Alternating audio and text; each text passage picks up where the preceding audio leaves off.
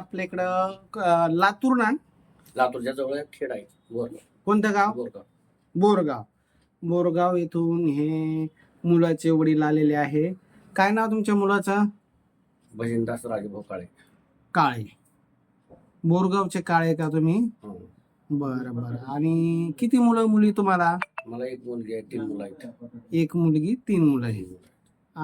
हा मोठा का मधला? हा मधवा मधलं. मोठ्याचे लग्न झालं. मोठे चाललं. मोठा काय करतो? ते पुण्याला ड्युटीला त्याला सॉफ्टवेअर इंजिनियर आहे. हा, ते दोघं इंजिनियर आहे, ते पुण्याला. दोघं बी ड्युटी. बरं बरं. हा आता मधला काय करतो? ते मोटरसायकलचं गॅरेज आहे आपलं आणि ऑटोमोबाईलचं सामान बी मध्ये. हा रोज 5-6 हजार रुपये धंदा आहे त्याचा. असं का? वा.